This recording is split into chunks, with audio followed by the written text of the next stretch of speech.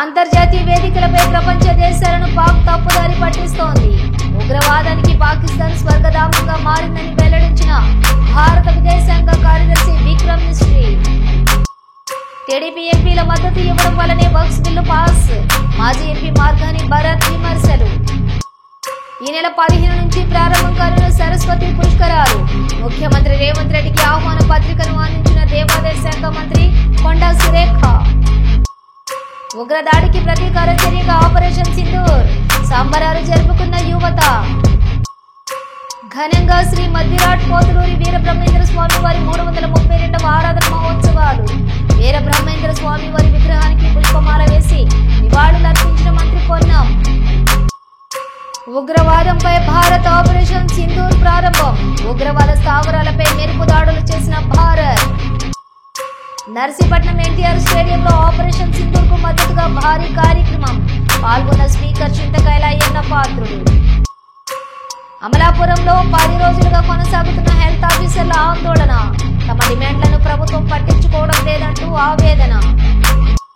ప్రపంచానికి శాంతి కావాలి, ఘర్షణలు వద్దు. భారత్ పాక్లకు డొనాల్డ్ ట్రంప్ సలహా. రైల్వే రంగాన్ని ప్రైవేటు పరం చేయొద్దు. సిఐటియు ఆధ్వర్యంలో నాయకుల ధర్నా. ఇచ్చిన ప్రతి హామీని కూటమి ప్రభుత్వం అమలు చేస్తోంది. మంత్రి కొలుసు పార్థసారథి వెల్లడి. శ్రీకాళహస్తీశ్వర ఆలయంలో చిన్న కోటాయ ఉత్సవం ప్రారంభం. కన్నుల పండుగగా స్వామి అమ్మవార్లకు అభిషేకాలు. పహల్గామ్ దాడికి భారత్ ప్రతీకారం తీర్చుకుంది. పాకిస్తాన్లోని ఉగ్రవాద స్థావరాలపై ఆపరేషన్ సింధూర్ పేరిట వైమానిక దాడులు చేసినట్లు భారత రక్షణ శాఖ ప్రకటించింది. పాకిస్తాన్తో పాటు పీఓకేలోని 9 ఉగ్రవాద స్థానాలను గుర్తించి నాశనం చేసినట్లు పేర్కొంది. అటు పీఓకేలోని కోట్లీ, ముజఫరాబాద్, బహవల్పూర్లోని భారత ఆర్మీ దాడులు చేసిందని పాకిస్తాన్ ఆర్మీ ధృవీకరించింది. పాకిస్తాన్లోని ఉగ్రవాదులపై ఇండియన్ ఆర్మీ ఆపరేషన్ సింధూర్ చేపట్టింది. ఆ దేశంతో పాటు పీఓకేలోని లష్కర్-ఎ-తోయిబా, జైష్-ఇ-మహమ్మద్ ఉగ్రవాద శిబిరాలపై మెరుపు దాడులు చేసింది. పీఓకేలోని పలు ప్రాంతాల్లోకి మిసైల్స్ తో విరుచుకుపడింది. దీంతో అక్కడి ప్రజలు భయంతో పరుగులు తీశారు.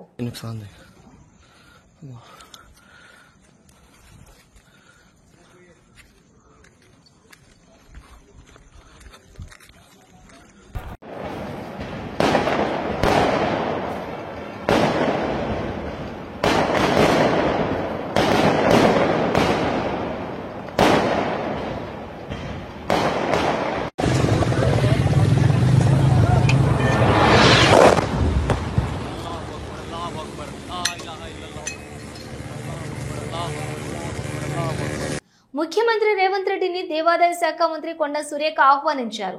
మంత్రి దుద్దిల శ్రీధర్ బాబు ఉన్నతాధికారులతో కలిసి జూబ్లీహిల్స్ నివాసంలో ముఖ్యమంత్రికి ఆహ్వానం అందజేశారు. ఆమె మంత్రి కోమటిరెడ్డి వెంకటరెడ్డి, ఎమ్మెల్సీ పిసిసి అధ్యక్షులు మహేష్ కుమార్ గౌడ్ కి మంత్రి ఆహ్వానం అందించారు. 15 నుంచి 20వ తేదీ వరకు 12 రోజుల పాటు జరిగే భూపాలపల్లి జిల్లా కాళేశ్వరం సరస్వతి పుష్కరాలకు వచ్చే భక్తులకు ఇబ్బందులు తలెత్తకుండా చేస్తున్న ఏర్పాట్ల గురించి ఈ సందర్భంగా ముఖ్యమంత్రి అడిగి తెలుసుకున్నారు.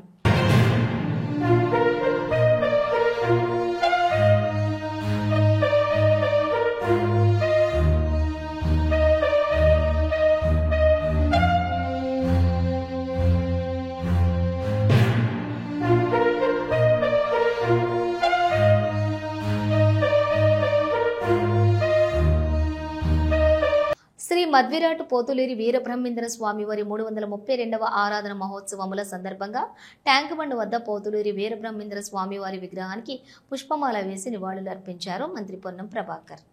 కేంద్రంలో బీజేపీ ప్రభుత్వం మైనార్టీలో ఉన్నప్పటికీ లోక్సభలో వక్ఫ్ బిల్లు పాస్ అయిందంటే అందుకు చంద్రబాబు కారణమని మాజీ ఎంపీ వైఎస్ఆర్ కాంగ్రెస్ పార్టీ రాష్ట్ర అధికార ప్రతినిధి మార్గాని భరత్ రామ్ విమర్శించారు.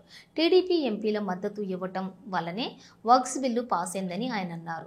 వక్ఫ్ చట్టం 2025 రద్దు కోరుతూ ఐక్య ముస్లిం ర్యాలీ హబీబుల్లా ఆధ్వర్యంలో మంగళవారం నిర్వహించారు. పెద్ద ఎత్తున ముస్లిం సోదరులు, ముస్లిం మహిళలు పాల్గొన్న ఈ ర్యాలీలో వక్ఫ్ చట్టం 2025 రద్దు చేయాలని నినదించారు. మద్దతుగా ర్యాలీలో పాల్గొన్న భరత్ మాట్లాడుతూ ఎన్నికల ముందు నారా హమారా అని నమ్మబలికి ఓట్లు వేయించుకున్న చంద్రబాబు మరోసారి ముస్లింలను మోసం చేశారని భరత్ విమర్శించారు.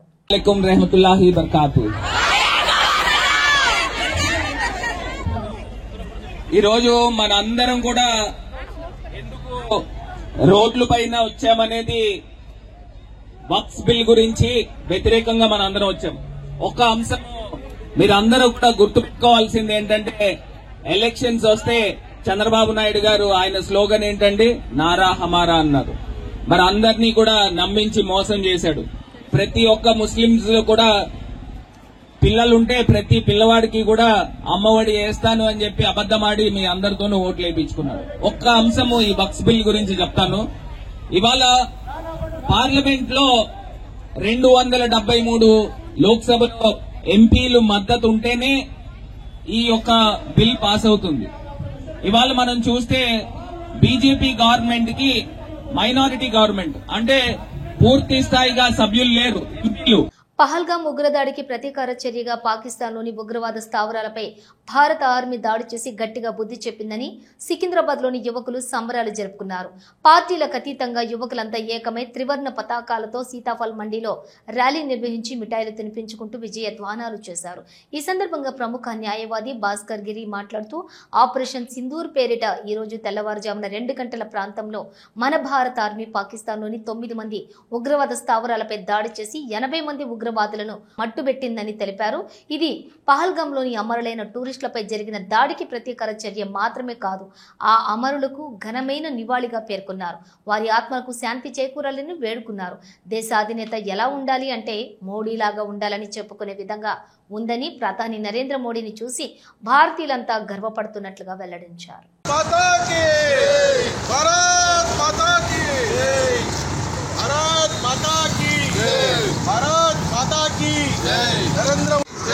जोहार पहलगाम अमरवीरुలకు जोहार पहलगाम अमरवीरुలకు भारत माता की जय भारत माता की जय नरेंद्र मोदी गारी नायकत्व देश की नेता कैसा हो नरेंद्र मोदी जैसा हो देश की नेता कैसा हो नरेंद्र मोदी जैसा माता की जय ఈ రోజు భారతదేశంలో అందరూ కూడా గొప్ప గర్వించదగ్గ విషయం. ఏప్రిల్ 22వ తేదీన జరిగినటువంటి పహల్గామ్లో జరిగినటువంటి ఉగ్ర దాడికి జవాబుగా మన భారత ప్రభుత్వం ఈరోజు తెల్లవారుజామున 2 గంటలకు పాకిస్తాన్లో దాదాపు 9 ఉగ్రవాద సంస్థల యొక్క స్థావరాలపై మెరుపు దాడి చేస్తూ గట్టి జవాబు ఇచ్చింది. వారికి నిజమైన నివాళులు అర్పించినట్టు ఇదొక జవాబు. పాకిస్తాన్లో ఉన్న ఉగ్రవాదులకు ఉగ్ర దాడులకు అన్నిటికీ కూడా గట్టి జవాబు.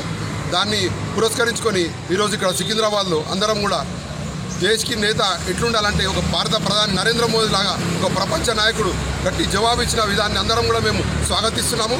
దానికి సందర్భంగా ఈరోజు ఇక్కడ సీతాఫల్ మండి సికింద్రాబాద్లో అందరం మిఠాయిలు పంచుకొని ఈ యొక్క పహల్గామ్ అమరవీరులకు నివాళులు అర్పించి ఇక్కడ ఈ యొక్క కార్యక్రమాన్ని చేపట్టాం. కైకలూరు నియోజకవర్గం తెలుగుదేశం పార్టీ కుటుంబ సాధికార సారథుల ప్రారంభోత్సవ కార్యక్రమానికి ఆంధ్రప్రదేశ్ రాష్ట్ర ప్రభుత్వ గృహ నిర్మాణ శాఖ మరియు సమాచార మరియు ప్రజా సంబంధాల శాఖ మంత్రి కోలుసు పార్థసారథి ముఖ్య అతిథిగా పాల్గొన్నారు. ఆయన మీడియాతో మాట్లాడుతూ కైకలూరు నియోజకవర్గం తెలుగుదేశం పార్టీకి ఎప్పుడూ కూడా బలమైన నియోజకవర్గంగా ఉంటుందని అన్నారు. తెలుగుదేశం పార్టీ కేఎస్ఎస్లో భాగంగా ప్రతి 60 మందికి సాధికార సారథిని నియమించడం జరుగుతుందన్నారు. సంక్షేమ కార్యక్రమాలు అమలు చేయడంలో తెలుగుదేశం ప్రభుత్వం వెనుకాడదన్నారు. ఎన్టీఆర్ భరోసా దీపం పథకం అమలు చేస్తూ ల్యాండ్ టైటిలింగ్ యాక్ట్ ను రద్దు చేయడంతో పాటు త్వరలోనే తల్లికి వందనం అమలవుతుందని అన్నారు.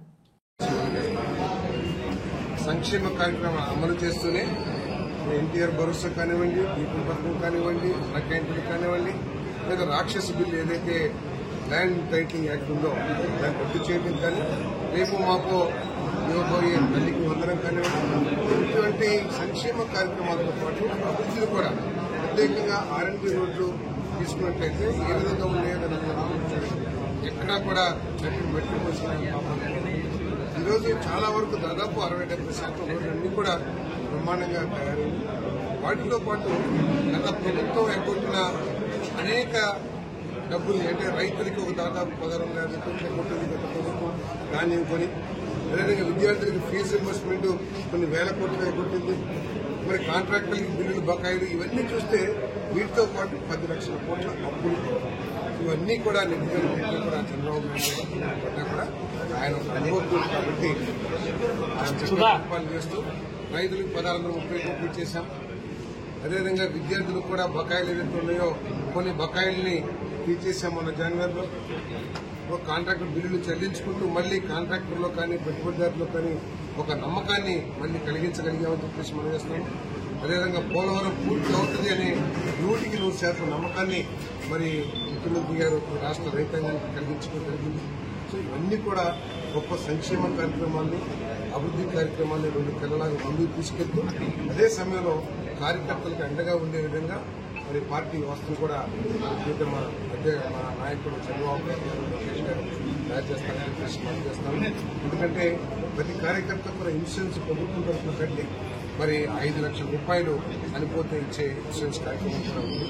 మరి తప్పకుండా ఈ రైతుల అభివృద్ధికి, ఈ రాష్ట్ర అభివృద్ధికి మేము కట్టుబడి రాజకీయ పార్టీ దేశంలో ఏ పార్టీకి లేని స్ట్రక్చర్ పార్టీకి ఇటీవలనే 1 కోటి మందికి పైగా సభ్యత్వాలు తీసుకుని దేశంలోనే పూర్త సభ్యత్వాలు కలిగిన పార్టీ దాని తర్వాత స్ట్రక్చర్లో భాగంగా అట్టడుగు స్థాయి నుంచి టీఎస్ఎస్ కుటుంబ సాధికార ప్రతి అమ్మాయి ఓటర్స్ ని ఇద్దరిని నియమించడం, తర్వాత గుర్తించారు. ఈ విధంగా స్ట్రక్చర్ ఏర్పాటు చేసే కార్యక్రమంలో భాగంగా ఈరోజు తెలుగుదేశం పార్టీ మరి రైతుల నియోజకవర్గం ఇప్పుడు కూడా తెలుగుదేశం పార్టీకి బలమైన నియోజకవర్గం, గతంలో కూడా అనేక సార్లు వచ్చింది. ఈ నియోజకవర్గ అభివృద్ధిని కూడా మరి ఫిషరీస్ వ్యవహారంలో కానీ మరి తెలుగుదేశం పార్టీ ఎప్పుడు కూడా రైతుల్లోనే రైల్వే రంగాన్ని ప్రైవేటు పరం చేయొద్దని సిఐటియు ఆధ్వర్యంలోని మేడ్చల్ రైల్వే స్టేషన్ ముందు సిఐటియు నాయకులు ధర్నా నిర్వహించారు. ఈ సందర్భంగా సిఐటియు మండల కన్వీనర్ ఎం నరేష్ మాట్లాడుతూ ఎక్కువ ఖర్చు గల రవాణా మార్గం రైలు ప్రయాణం సాహిన్య ప్రజలు, ఉద్యోగులు, కార్మికులు, ముఖ్యంగా వలస కార్మికుల జీవితాలతో విడదీయలేనిదన్నారు. రోజుకు 1,50,00,000 మందికి రవాణా సౌకర్యం ఉన్నటువంటి రైల్వే రంగాన్ని పటిష్టంగా అమలు జరపకుండా ప్రభుత్వం బాధ్యత నుండి తప్పించుకుంటోందని ఆరోపించారు. కోవిడ్ తర్వాత సాధారణ ప్యాసింజర్ రైళ్లను బాగా తగ్గించారని, సుమారుగా 160 సర్వీసులు నిలిపివేశారని, ఎక్స్ప్రెస్ రైళ్లలో సాధారణ కంపార్ట్మెంట్ల సంఖ్య తగ్గిపోయిందని, వాటి స్థానంలో వందే భారత్ రైళ్లు మరియు డైనమిక్ ఛార్జీలు వంటి ఖరీదైన రైళ్లు ప్రవేశపెట్టారు విమర్శించారు. ఇక సీనియర్ సిటిజన్లు, పిల్లలు, వికలాంగులు మొదలైనటువంటి వారికి ఇచ్చే రాయితీలు తొలగించబడ్డాయని, రైల్వే స్టేషన్లు, రైళ్లు, ట్రాక్లు మొదలైనవి, గూడ్స్ షెడ్లు మొదలైన వాటి నిర్వహణ, పరిపాలన ప్రైవేటు కాంట్రాక్టుకు కట్టబెడుతున్నారని ఆరోపించారు.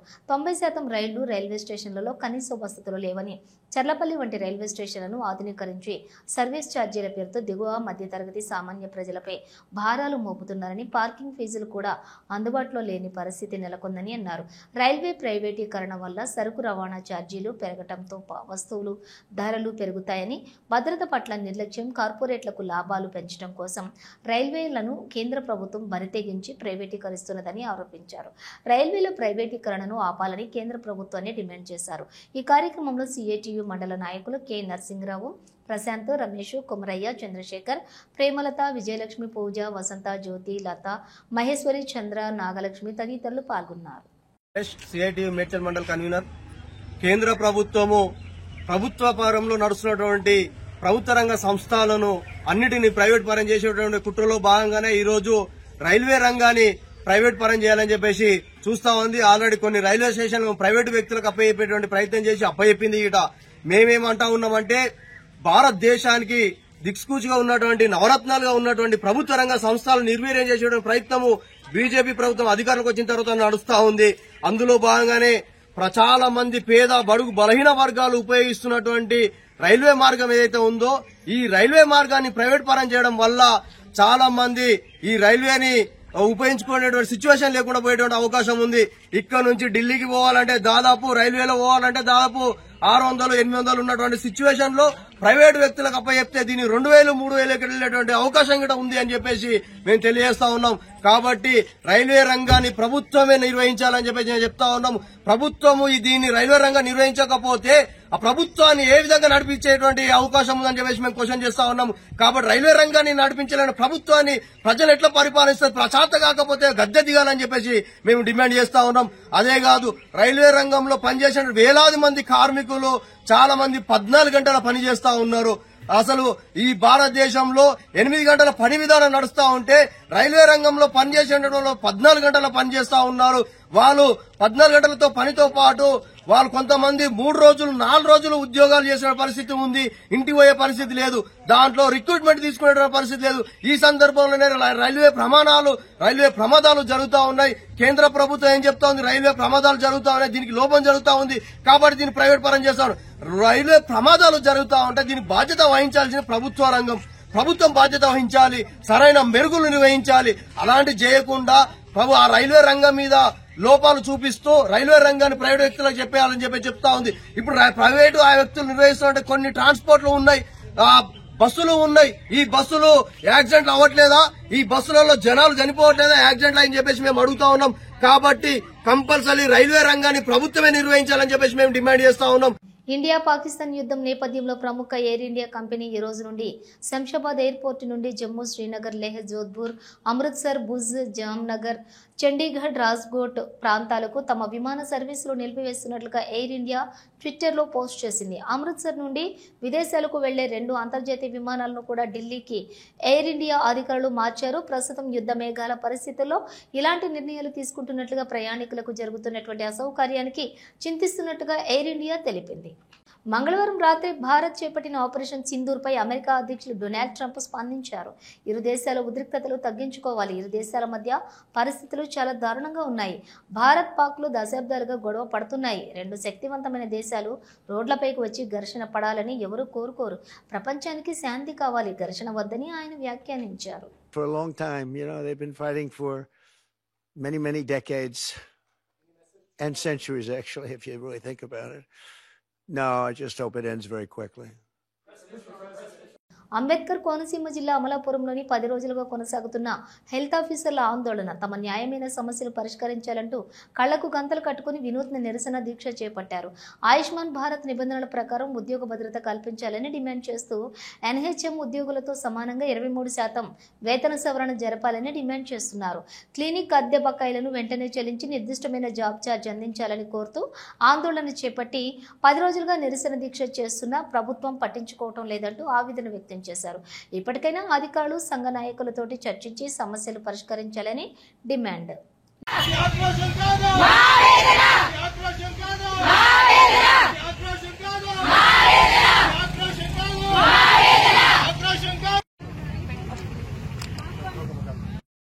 ఆ ప్లకార్డ్ కిందకి పెట్టాం ఇంకా బాబు.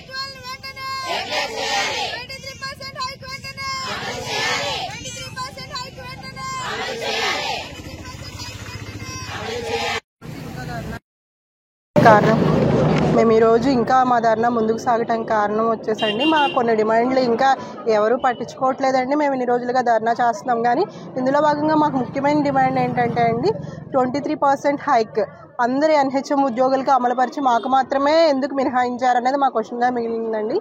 ఇంకా ఏంటంటే గిరిజన ప్రాంతాల్లో చేస్తున్న సిహెచ్ఓలకి ప్రత్యేక రాయితీల కోసం మేము అన్ని సమన్వయంగానే అడుగుతున్నామండి. ప్రత్యేక రాయితీ కల్పించాలని.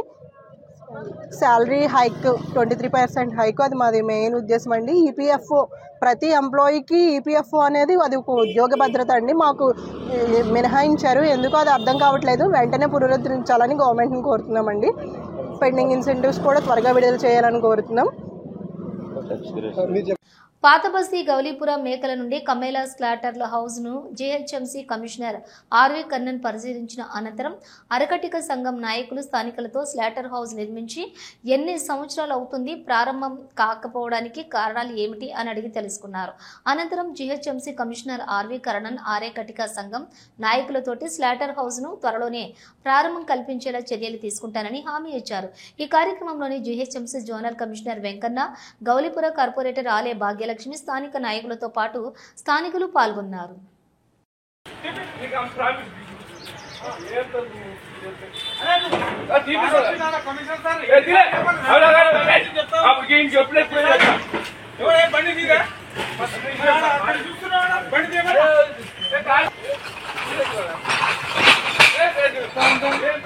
अरे वो ना अरे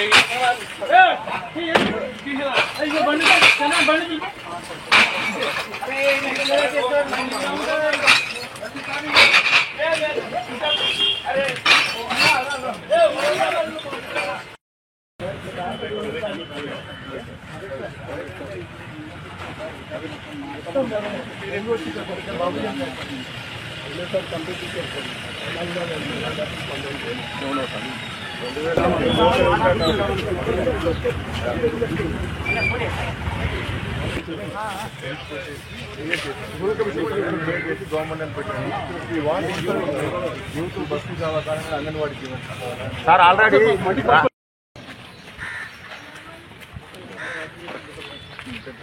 చాలా వాసం వస్తుంది.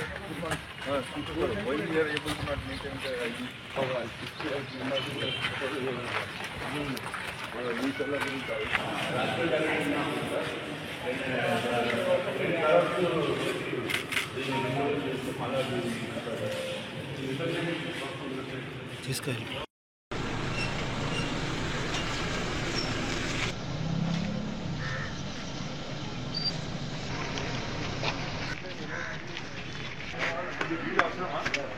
మీడియా సార్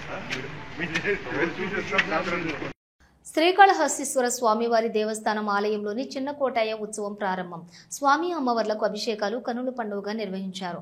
ఈ కార్యక్రమంలోని శ్రీకాళహస్తీశ్వర స్వామివారి దేవస్థానం కార్యనిర్వహణాధికారి టి బాపిరెడ్డి, ప్రధాన అర్చకులు సంబంధం గురుకుల్, దేవస్థానం AEO Vidyasagar Reddy, superintendent Nagabhushanam Yadav, temple inspector Hari Yadav మరియు ఆలయ అధికారులు, సిబ్బంది, భక్తులు పాల్గొన్నారు.